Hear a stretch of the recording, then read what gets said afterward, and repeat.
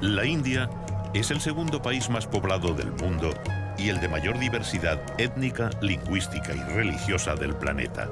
Es el gran referente cultural de Asia y el país más sorprendente y misterioso del mundo.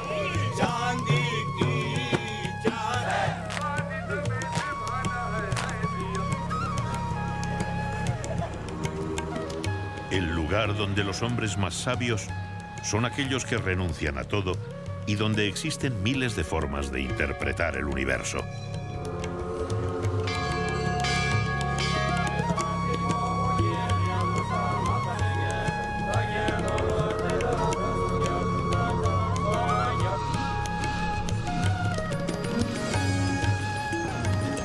En los próximos minutos vamos a realizar un viaje que arranca en el corazón del Himalaya y concluye en las orillas del Ganges.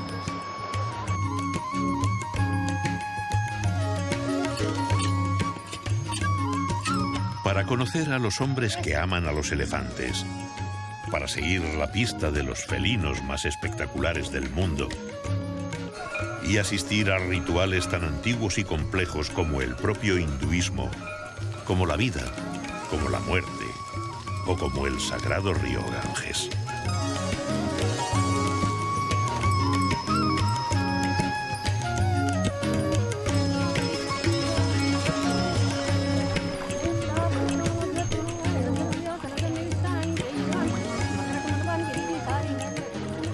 India, peregrinos del Ganges.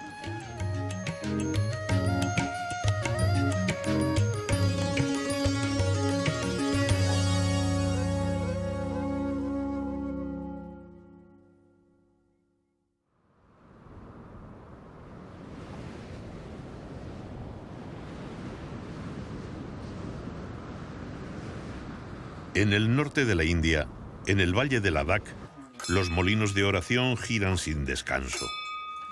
Nos encontramos a más de 3.500 metros de altitud, en las faldas del Himalaya, una región en la que se conserva la esencia del budismo tibetano.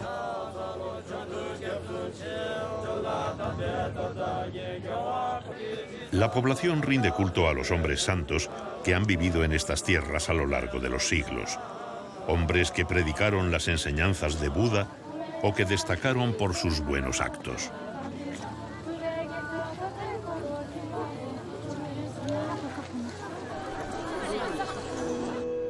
Los restos de estos santos se conservan en el interior de estos pequeños templos que reciben el nombre de chorten.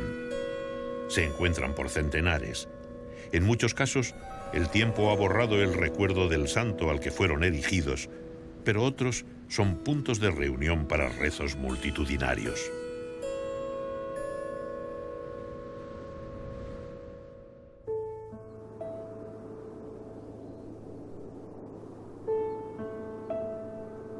Ladakh es una región árida, escarpada y de clima riguroso. La población se concentra en el fondo de los valles, los únicos lugares donde es posible trazar carreteras y crear zonas de cultivo. Los riscos y los promontorios más inaccesibles están coronados por monasterios, que son los centros administrativos y religiosos de esta zona del mundo.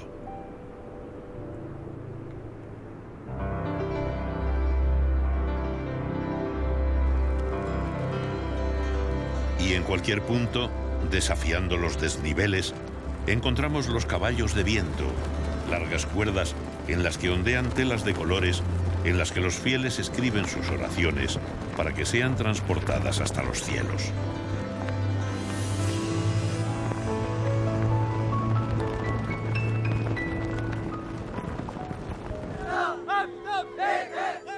Las peregrinaciones a los lugares sagrados son acontecimientos en los que participa toda la población. Cada 3 pasos, la comitiva se detiene, hace un gesto de adoración y se tumba en el suelo boca abajo.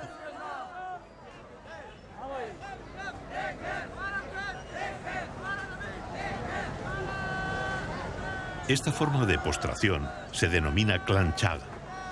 La reiteración constante de estos actos se asemeja a la reiteración del ritmo de los rezos y a la lentitud con la que los lamas leen las escrituras de los libros sagrados.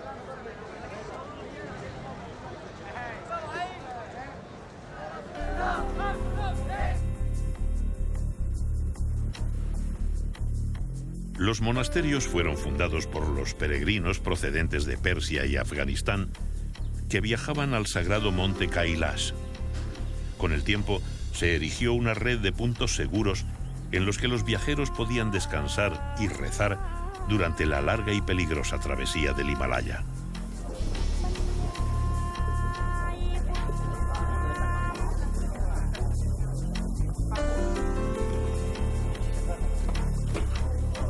En la actualidad siguen realizando una importante labor social.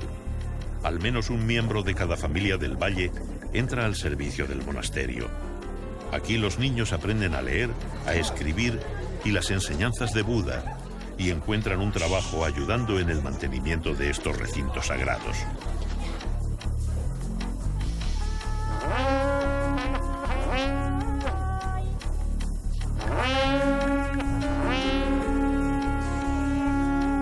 El sonido de las trompetas tibetanas marca el ritmo de la vida de los monjes, una vida destinada a la oración y a la conservación de los tesoros que se esconden tras sus puertas.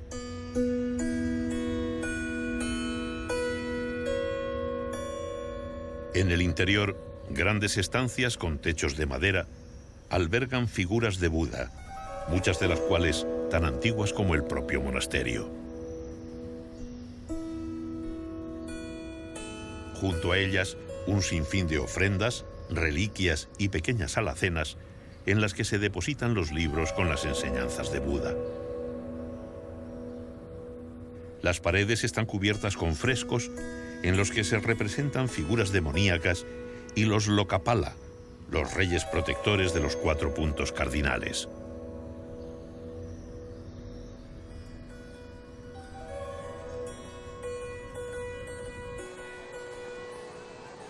Leh es la capital del Valle de Ladakh. Es el centro comercial más importante de la zona y también un punto estratégico de gran valor. Desde aquí se controla una franja de tierra situada en la zona fronteriza entre China, India y Pakistán.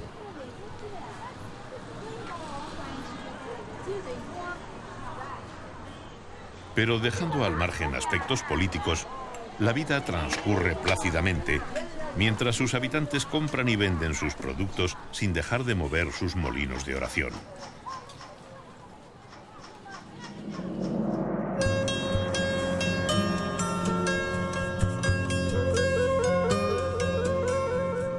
Desde el Himalaya descendemos hacia los valles del norte de la India, una franja de tierra situada entre Nepal y el río Ganges.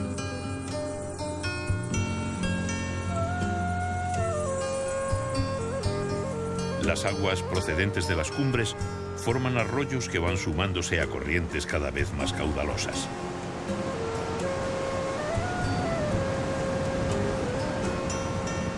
El Ganges está todavía muy lejos de sus ciudades sagradas, pero ya se ha convertido en el aporte vital que convierte el norte de la India en una sucesión de fértiles llanuras. La cordillera del Himalaya supone una barrera para los fríos vientos del norte y permite un clima templado.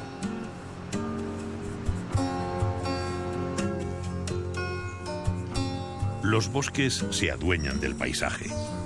Es un lugar idóneo para el establecimiento y el desarrollo de la actividad humana. Pero el hombre es un colonizador voraz e insaciable, y los espacios naturales vírgenes se convierten rápidamente en zonas de cultivo sin pausa y sin posibilidad de marcha atrás.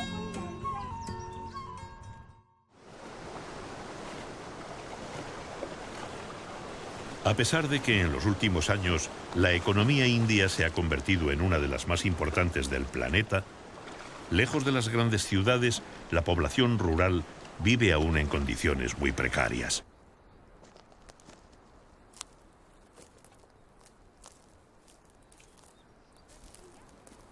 Al final de la estación seca, los campesinos se adentran en las zonas boscosas para recolectar hierba elefante.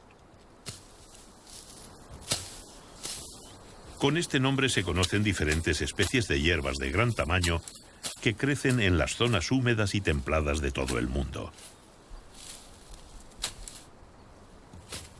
La labor de estos recolectores permite limpiar de maleza enormes zonas boscosas, lo que evita el efecto devastador de los incendios forestales.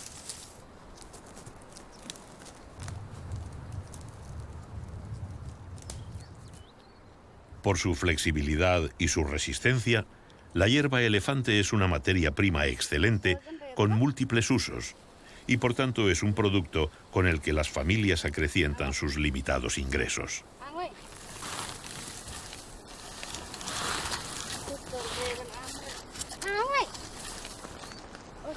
Con el aumento de la población y la creación de zonas naturales protegidas, las condiciones de vida de los campesinos están deteriorándose rápidamente. La recolección de hierba ocupa a un número creciente de familias, lo que obliga a desplazamientos cada vez más largos y a trabajar de sol a sol para obtener cantidades significativas de un producto cuyo precio desciende cada día.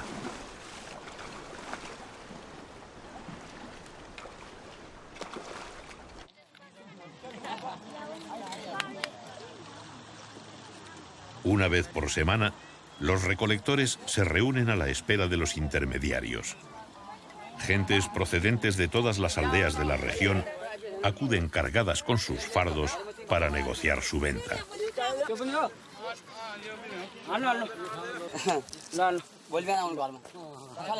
La formación de estos campesinos es muy escasa y sus recursos limitadísimos. Están en manos de los intermediarios, que a su vez son uno más de los muchos escalones de la pirámide controlada por los grandes productores de las grandes ciudades.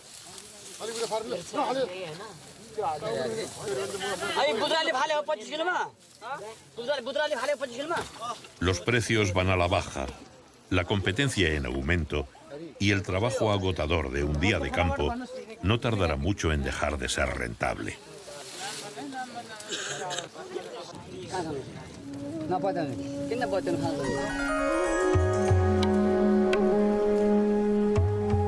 Cuenta la leyenda que un sabio indio dormía a la sombra de unos arbustos. El viento arrancó varias hojas de uno de ellos y cayeron por casualidad en un recipiente con agua. Cuando el sabio despertó, bebió el agua y quedó impresionado por el sabor y las propiedades tonificantes de la mezcla creada por azar.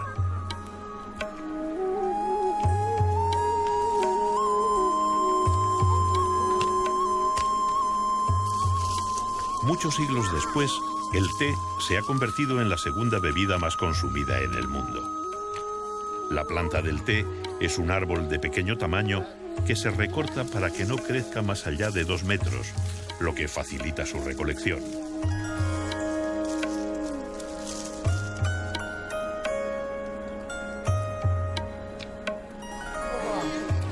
En estas plantaciones de Darjeeling o Assam, miles de mujeres hacen posible que la India sea el primer productor de una bebida que deslumbró a los europeos allá por el siglo XVII y que sigue de moda en todo el mundo.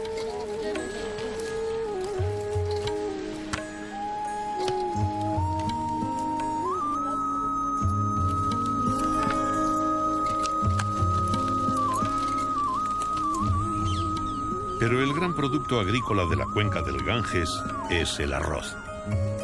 A medida que la población ha ido creciendo, el hombre ha ido arrebatando hectáreas a la naturaleza, convirtiendo los bosques y los prados en terrenos de cultivo.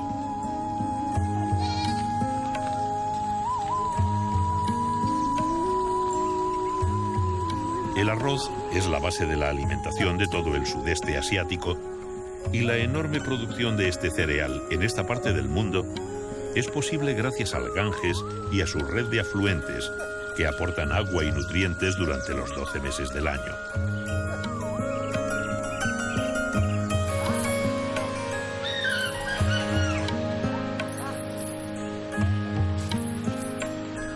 La India es la segunda entidad geográfica con mayor diversidad cultural, lingüística y genética del mundo, después del continente africano.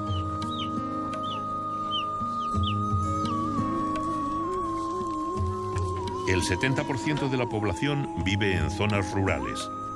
Se calcula que a lo largo de sus más de 3 millones de kilómetros cuadrados hay más de 1,5 millones de aldeas.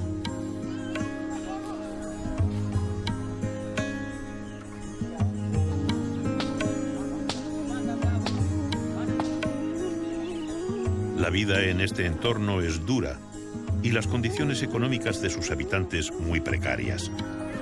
Gran parte de estas aldeas carecen de cosas tan esenciales como el agua corriente.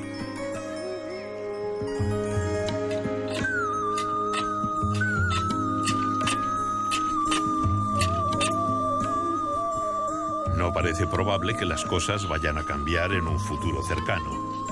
Las pequeñas aldeas de agricultores y ganaderos están abocadas al abandono.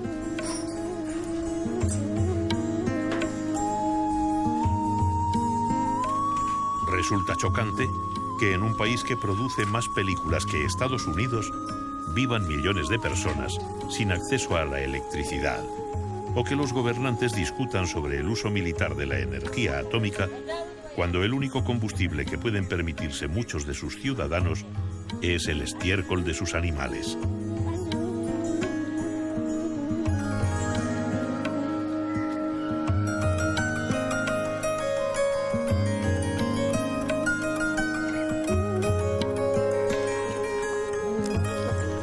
Es una historia repetida una y mil veces en todos los países emergentes del mundo.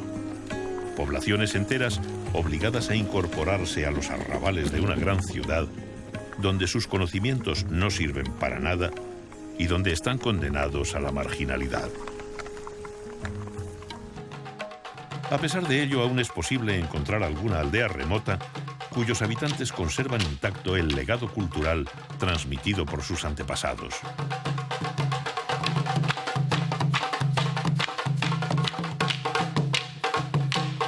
Es en estas danzas, en estos rituales, donde se hace patente la enorme variedad cultural del segundo país más poblado del planeta.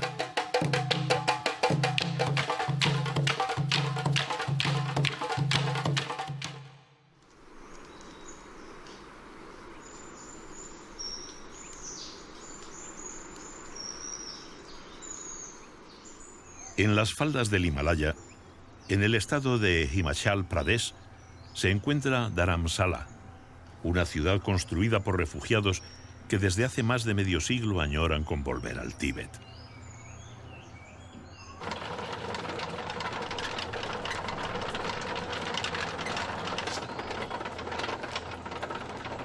En el interior de sus monasterios se mantiene la más pura esencia del lamaísmo tibetano.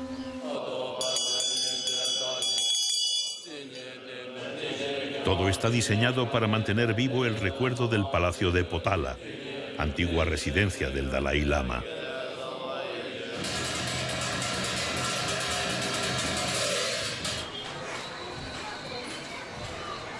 En el exterior, la población, que en su mayoría es descendiente de tibetanos, anhela el regreso a su país. El ambiente, el colorido y los olores recuerdan las calles de Lhasa, la antigua capital tomada por el ejército chino en 1953.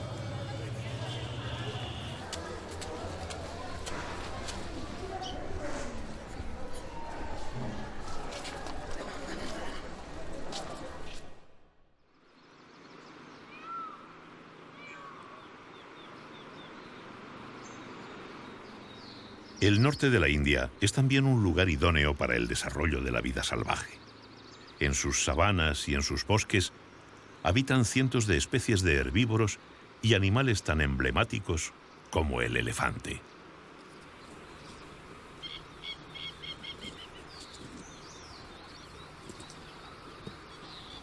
Además, la historia reciente de la India está íntimamente relacionada con su espectacular fauna salvaje.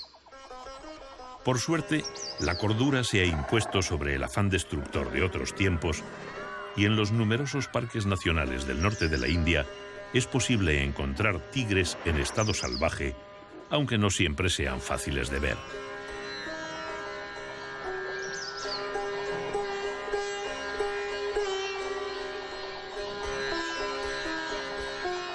En la época de la colonización británica, la India se convirtió en el destino soñado por los cazadores de todo el mundo.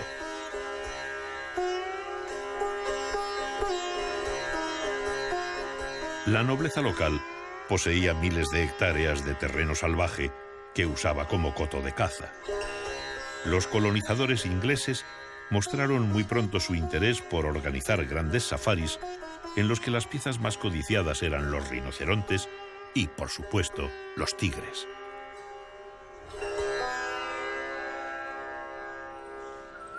El nuevo concepto de conservación de la naturaleza tiene su reflejo en los nuevos usos que se hacen de los grandes palacios de los rajás y los marajás.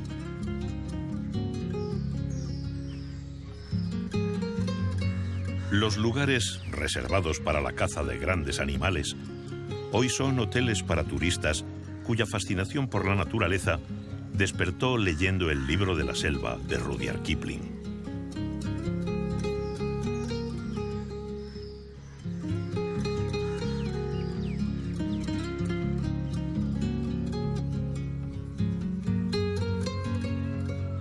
Los bosques y las sabanas del norte de la India albergan una amplia red de parques nacionales.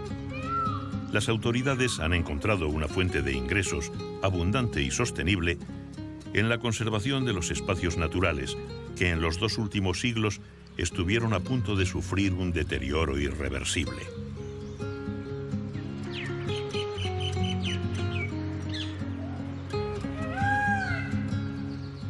Animales que estaban al borde de la extinción han recuperado sus poblaciones. Los visitantes pueden ver en sus entornos naturales las especies más representativas de la fauna india, como el pavo real, el animal símbolo del país.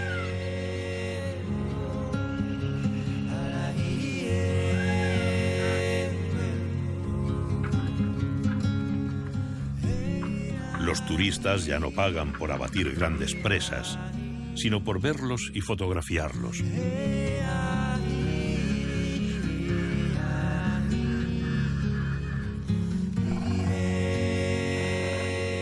El tigre sigue siendo la gran joya de la fauna y su observación requiere suerte, paciencia y la ayuda de los expertos cuidadores del parque.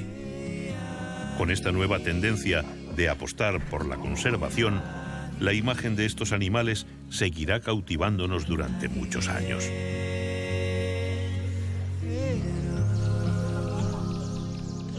A pesar de los cambios y los avances, solo existe una forma verdaderamente fiable de acercarse a los tigres sin correr riesgos. El elefante es sin duda el mejor medio de transporte para adentrarse en los parques nacionales de la India, pues suponen una plataforma sólida, segura y, por supuesto, perfectamente adaptada al entorno.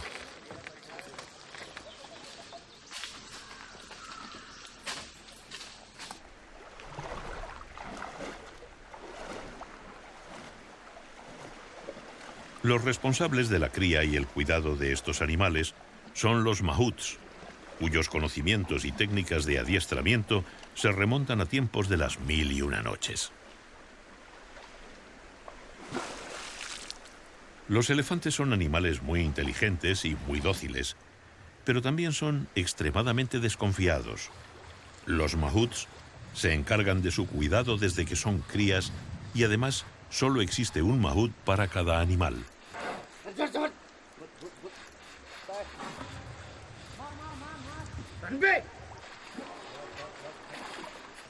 La unión entre hombre y bestia va mucho más allá de la relación entre una mascota y su amo. El mahut se encarga de la limpieza y la alimentación de su animal. El vínculo que se establece es inquebrantable.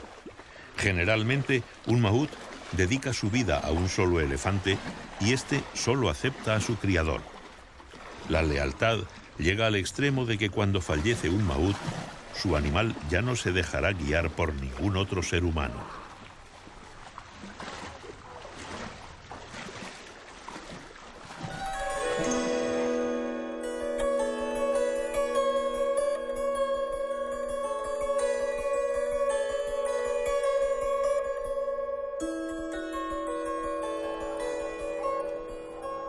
En los últimos años, la India se ha convertido en una de las grandes potencias emergentes y su población urbana aumenta.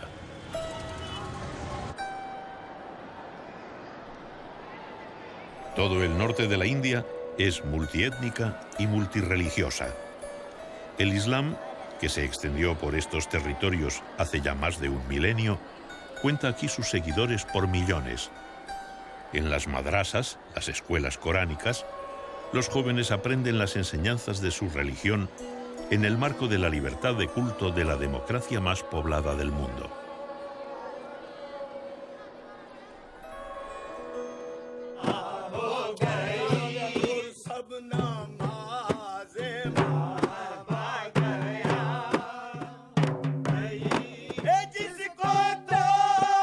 El legado musulmán en la India aporta algunos de los templos y palacios más deslumbrantes del país y una larguísima tradición de grandes pensadores, artistas y poetas capaces de componer los más bellos cánticos para ensalzar a Dios.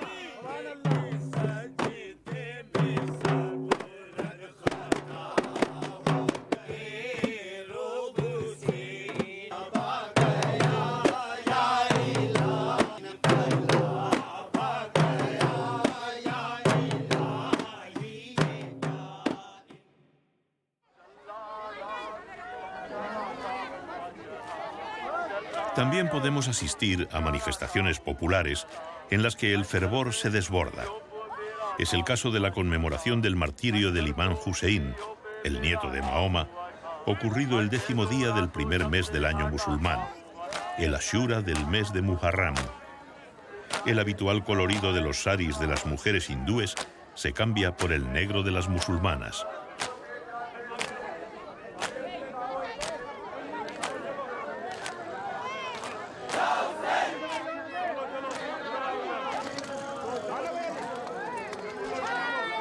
Miles de fieles de todas las edades y condiciones sociales inundan las calles. Los hombres, reunidos en grupos, elevan las manos al cielo y se golpean el pecho en señal de duelo.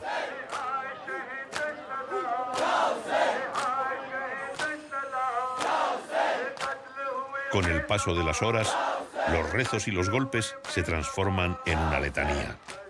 Los fieles alcanzan el éxtasis y fortalecen su alma y su compromiso de fe, derramando su sangre para honrar la memoria de los descendientes del profeta.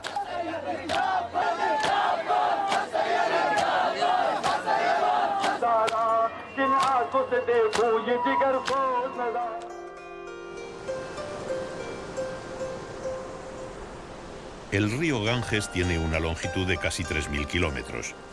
Nace en el glaciar Gangotri, en el Himalaya, y al abandonar las altas montañas se remansa y se ensancha. Con el aporte de un sinfín de afluentes, crea una cuenca de más de 900.000 kilómetros cuadrados, donde habita el 8% de la población mundial.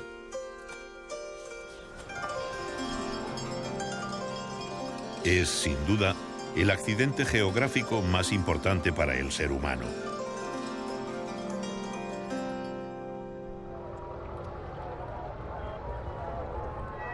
Pero el Ganges es además el río sagrado del hinduismo. En Allahabad, la antigua Prayaga, donde el Ganges recibe las aguas del Yamuna, se celebra cada 12 años la Kumbh Mela, un rito de purificación colectiva.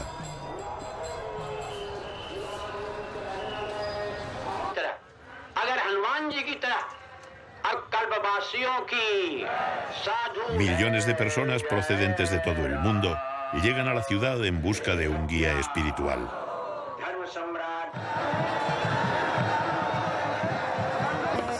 Al caer la noche, la gente se agolpa en el centro de la ciudad para asistir a la llegada de los sadhus, de los hombres santos.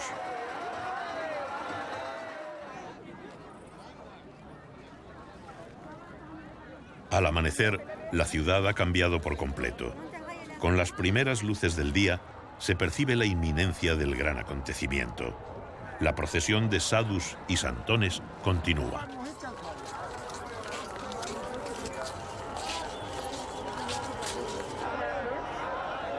Entre la multitud destacan los jaínes, los hombres desnudos que han renunciado a toda pertenencia, incluidas sus propias ropas. Estos hombres sabios son respetados por practicantes de otras religiones.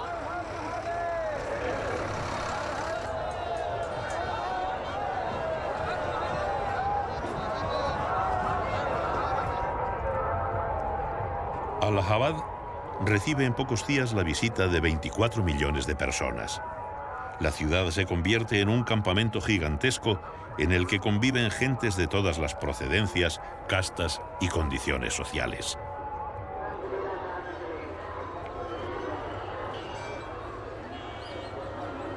Esta colectivización de los ritos, esta masificación, solo puede entenderse cuando se comprende que el hinduista entiende su vida como parte de un todo infinito, que es el universo, y que una vida individual es insignificante, efímera.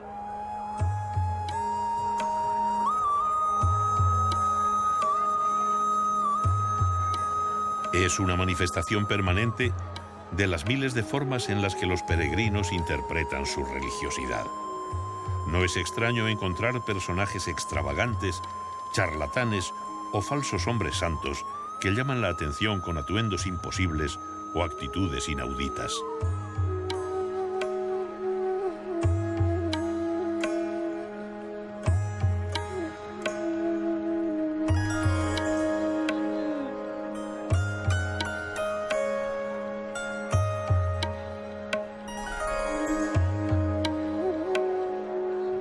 La gente inunda las calles. Es fácil imaginar la dificultad de asimilar por unos días la llegada de un número de visitantes que supera con mucho a la población permanente de la ciudad. Las autoridades y las organizaciones sociales se encargan de ofrecer una manutención básica, algo fundamental si tenemos en cuenta que millones de estos peregrinos no poseen absolutamente nada.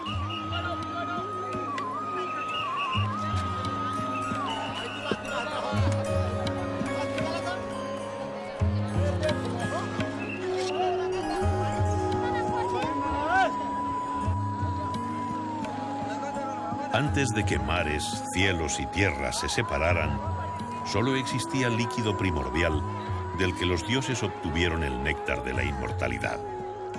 Un día, los dioses invitaron a los demonios a probarlo y desde entonces el bien y el mal han luchado por su posesión. En esa lucha, 4 gotas de néctar cayeron a la tierra en las 4 ciudades sagradas en las que se celebran las Kumbhamelas: Allahabad, Haridwar, Ujjain y Nasik.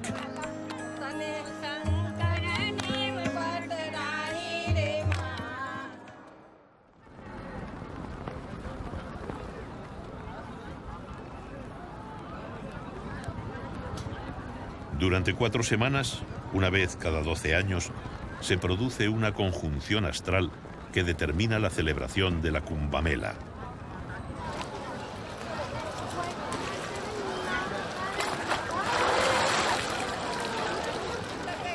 Para el hinduismo, la existencia es un ciclo sin fin de reencarnaciones que solo finaliza una vez que el alma alcanza la armonía con el karma, es decir, que sus malos actos han sido compensados por sus buenas acciones. La gota del néctar de la inmortalidad que cayó aquí, en Allahabad, tiene el poder de curar los pecados cometidos en esta vida y en las vidas pasadas, y por tanto detiene el ciclo infinito de las reencarnaciones. Por ese motivo, durante la conjunción astral, cientos de miles de personas se bañan en el Ganges en una comunión masiva con el infinito.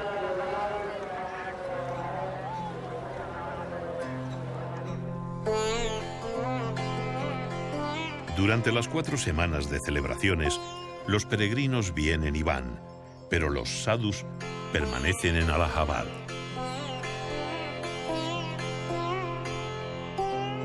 Los sadhus son guías espirituales colectivos y particulares.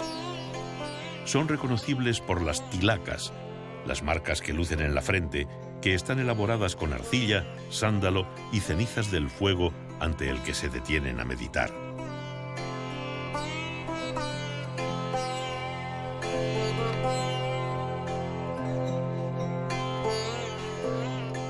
Son hombres puros de corazón que han renunciado al sexo y a los placeres y han aprendido a dominar el carácter.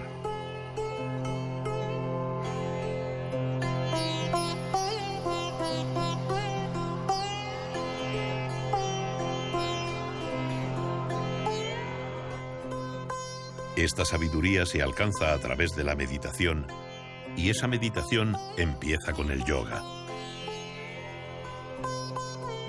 Yoga significa reunión, unión en armonía del hombre con el universo.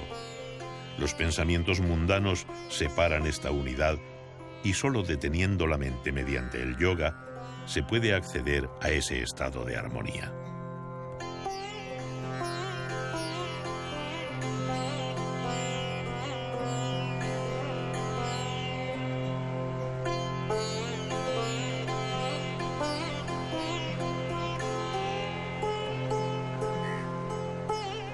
La manifestación más extrema del ascetismo es la que practican los agoris.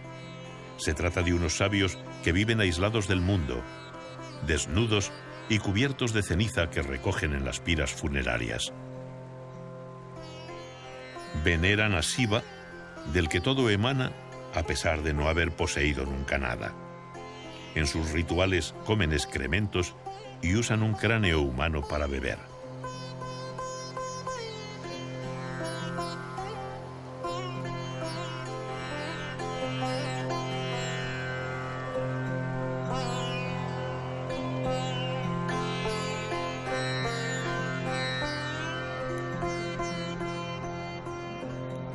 Los sadhus dedican su vida a meditar sobre el hombre y su relación con el universo. Para alcanzar estados óptimos de meditación, recurren a ejercicios físicos y mentales y algunos a veces al consumo de drogas.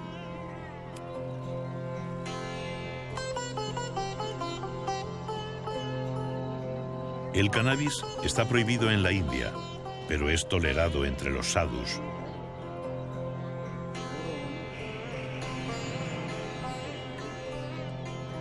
Es un medio de viajar al interior, a la retrospección, una llave que permite un acceso al más allá al que solo se llega en un estado alterado de conciencia.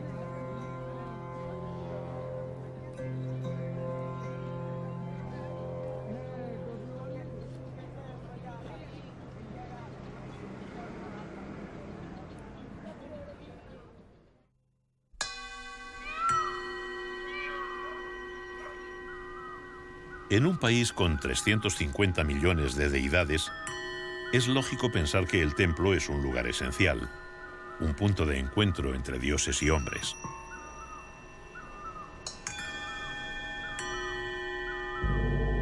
El templo hindú se concibe como un microcosmos sagrado en analogía con el universo. Es el centro social y económico de la comunidad y el punto de reunión para todos los creyentes.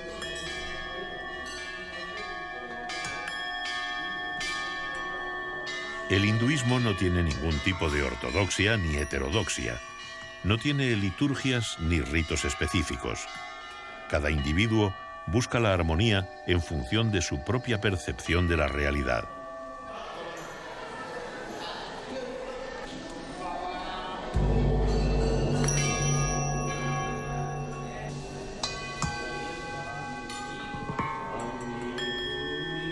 El centro del recinto sagrado es el lingam, donde encontramos una manifestación de Shiva. En este caso, esta manifestación es un afloramiento de roca.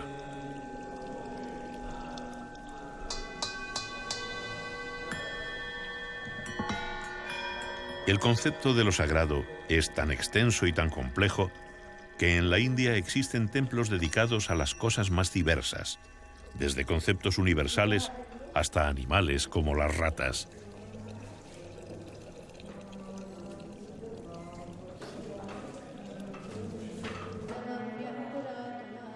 Los templos modernos son grandes y en ocasiones están construidos con mármol u otros materiales nobles. Constan de una gran sala donde los fieles se reúnen a rezar y de un santuario que alberga imágenes de dioses locales o representaciones de Shiva.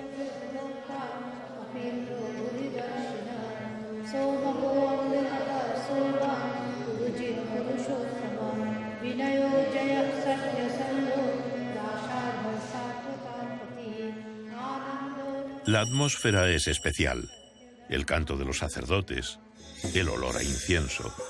Todo está especialmente diseñado para crear un entorno en el que el hindú y también el no hindú puede expresar libremente sus sentimientos.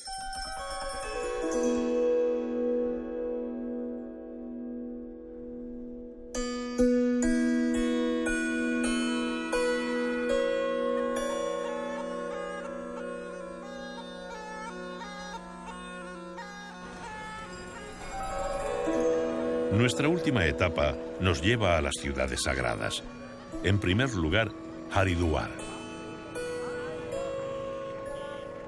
Es una ciudad situada a 200 kilómetros de la capital de la India y a 250 de las fuentes del Ganges.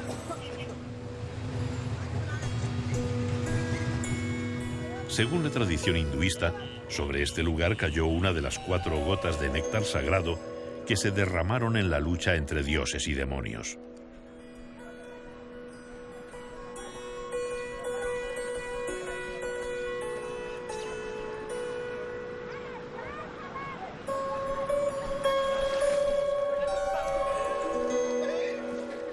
Está considerado uno de los 7 lugares más sagrados de la India. Hasta aquí vienen millones de personas para arrojar las cenizas de los muertos al Ganges.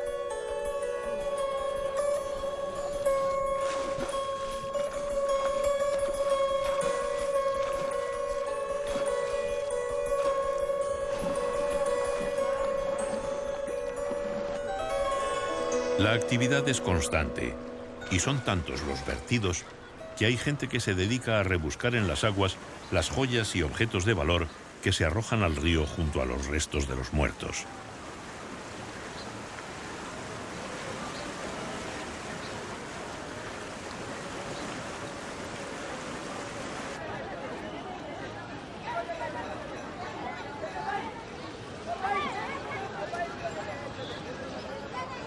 El rito funerario está cargado de simbología. Una de las que más sorprende al viajero es encontrar cientos de personas cortándose el pelo en plena calle.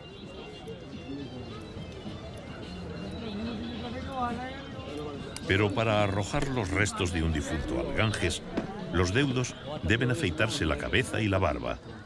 Solo de ese modo será posible que el néctar sagrado que impregna la ciudad de Haridwar detenga el ciclo de las reencarnaciones.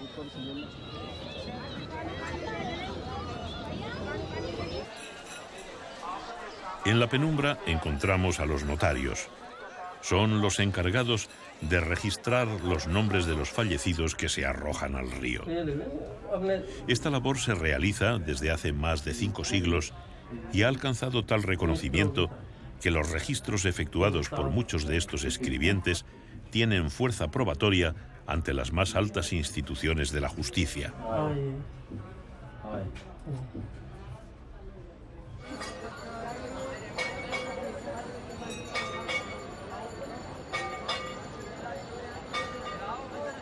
El Ganges para los hinduistas es la diosa Ganga, hija de Shiva y Parvati. Encarna la metáfora del río como imagen de la constante transformación de la realidad. Un cambio que transcurre como el río, encauzado en las leyes de la armonía.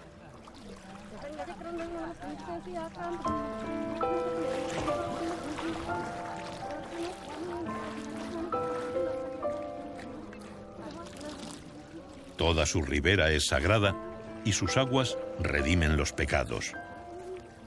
Pero el exceso de población de su cuenca ha llevado al río a un estado alarmante de contaminación.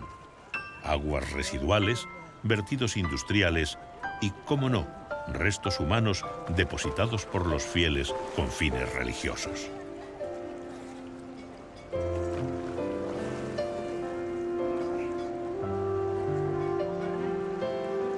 Para los creyentes, el Ganges cura las almas, pero las autoridades sanitarias ven con alarmante preocupación el incremento de su contaminación que puede convertir el río sagrado en un río de aguas tóxicas.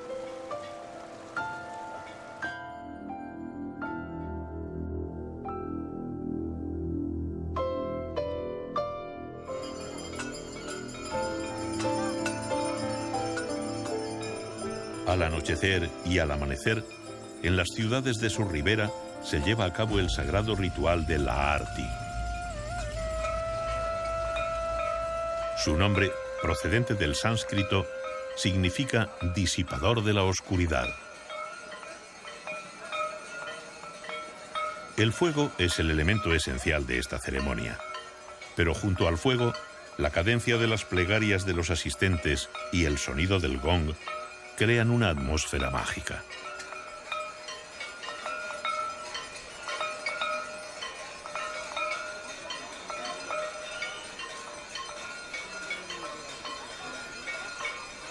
Con el Aarti se limpian las vías de comunicación entre el individuo y la divinidad y se consigue la armonía con la fuente de energía sanadora que es el fuego.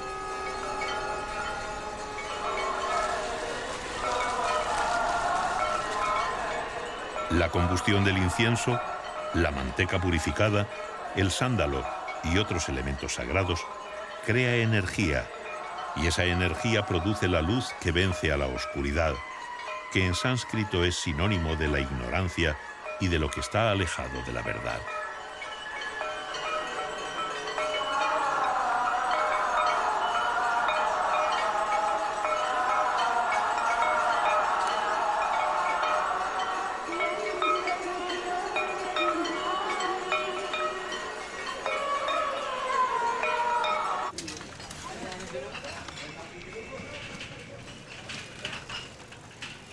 Por fin, Benarés, la ciudad viva más antigua del mundo, fundada hace más de 3000 años.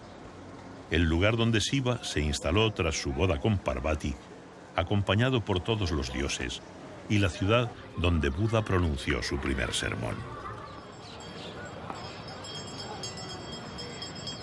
Para el viajero no hay lugar más sobrecogedor que los crematorios, repletos de madera, que alimentarán las piras funerarias que arden desde el amanecer al anochecer todos los días del año.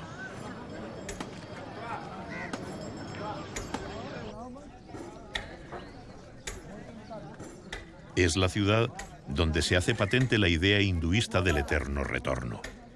El hombre nace, muere y vuelve a nacer hasta que expía todos sus pecados y alcanza la armonía. Solo entonces se convertirá en un espíritu libre.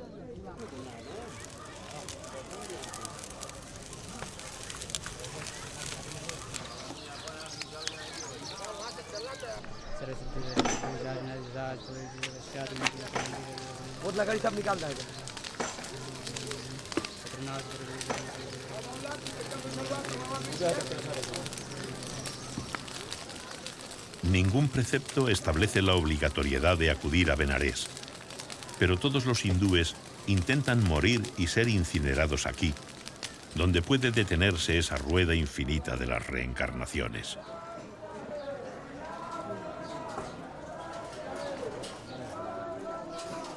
El más sagrado de los crematorios de la India se llama Marnikarnika. Según los Vedas, es el lugar donde debe celebrarse la muerte. Es aquí donde Shiva y Vishnu vinieron a bañarse al Ganges. Aquel que se baña aquí, incluso después de muerto, alcanza la eternidad.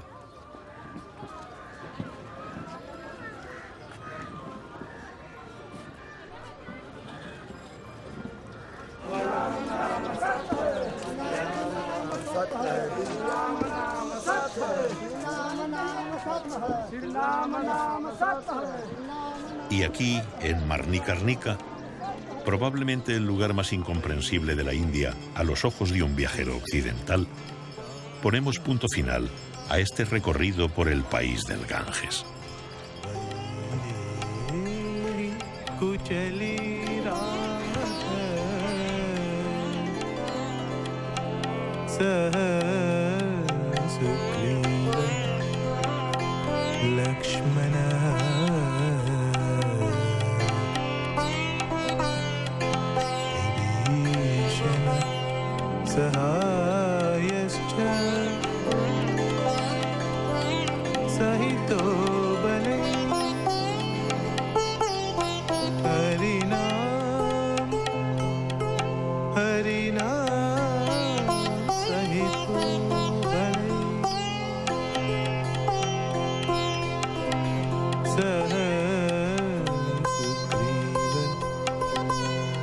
Sahara